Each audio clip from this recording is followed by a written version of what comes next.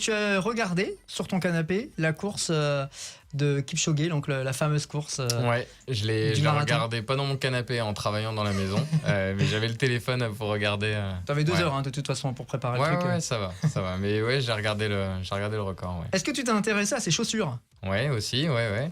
Parce que Valentin, les fameuses Nike. c'est un peu son sujet.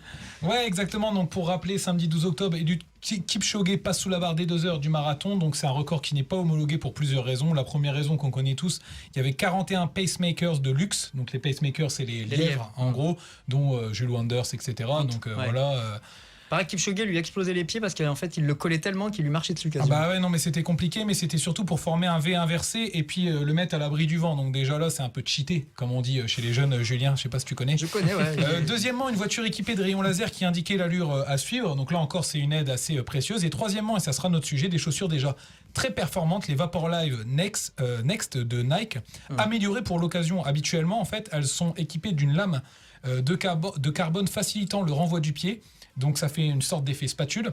Ouais, c'est Et ça. donc minimisant la dépense énergétique. Et pour l'occasion, en fait, il n'y en avait pas une, mais il y en avait 3 de lames carbone. Alors, on aurait pu rentrer plus dans les détails. Il y en avait 2 qui avaient un peu la même utilité et une qui avait vraiment l'utilité spatule.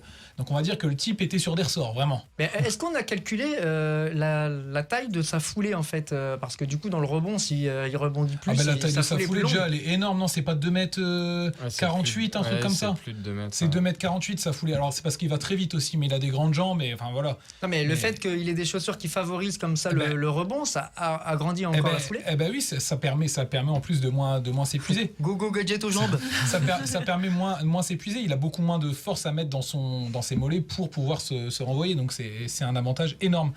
Et moi, cette histoire me rappelle un peu le scandale qu'il y a eu en natation avec les combinaisons en polyuréthane qui avaient été interdites avec 17 nouveaux records du monde quand même en une compétition. Ouais. On peut parler également des vélos technologiquement les dopés, moteurs, les prothèses en athlétisme, en e-sport. Donc le débat est le suivant. Êtes-vous pour ou contre ces avancées technologiques sur les chaussures, sur les running?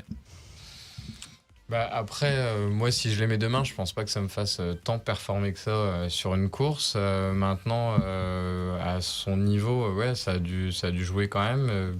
Je suis pas spécialement pour. Pour moi, ouais, il aurait pu largement faire 100, quoi. Ouais. Ouais. Le débat, il émane aussi, et tu l'as dit, Valentin, de la guerre des marques aussi, hein, parce qu'en face de Nike, il y a forcément Adidas, entre autres, mais surtout Adidas, qui va batailler parce qu'il aurait aimé avoir un athlète qui batte le record du monde aussi, j'imagine. Ah bah, c'est un gros coup de marketing. Là, qu'ils ont évidemment. fait, C'est clair. avec cette Avec paire Ineos cette aussi, paire de ouais. chaussures, ouais, ça. Bon, Mais, après. Moi, ce qui m'inquiète, en fait, c'est qu'on va dénaturer un petit peu le sport. En fait, là, le seul objectif, ça va pas être,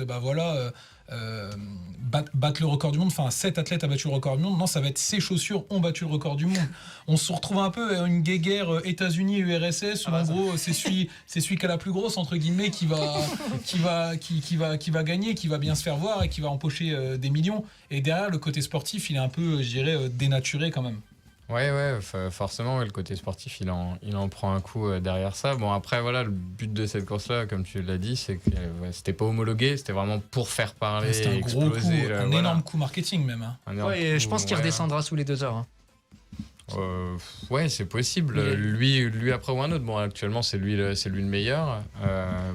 Après, faut pas lui retirer qu'il a quand même fait le marathon. Il a fait les 42. Ah ouais, non, mais malgré toute la mise en scène qu'il y a eu autour de lui. C'est ça, il y avait pas de vraiment match.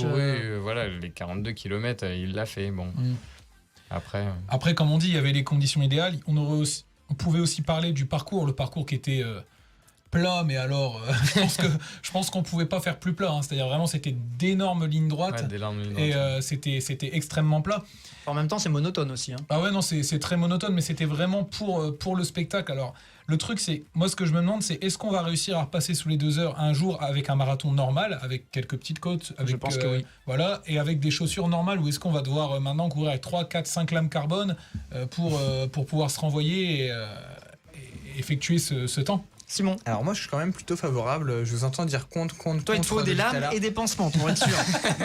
Non, mais même pas que ça. Tu sais très bien que je cours pas, mais non, je préfère un athlète qui n'est pas dopé physiquement, enfin dans son corps, il est pas dopé, il a pas pris de substance justement pour performer ce jour-là et qu'il ait une Des bonnes chaussures. Voilà, qu'il ait des bonnes chaussures, peut-être une technologie évidemment qui l'aide, mais de une, il faut savoir s'en servir et de deux, des fois ça peut être aussi déstabilisant pour un athlète. Là, il aurait très bien pu ne pas faire ce record parce que justement il sait pas s'en servir, parce que ça lui rallonge ses foulées et lui il est pas habitué. Donc non, moi je suis plutôt pour et Bon, il s'entraînait avec un peu quand même. et je préfère voir Elle est commercialisée cette paire-là? Non, pas encore. Alors en fait, je l'ai pas dit, je l'avais marqué en plus. La première est commercialisée, celle avec juste la plaque la seule plaque de carbone. Alors par contre, faut compter un peu plus de 250 €. Ouais.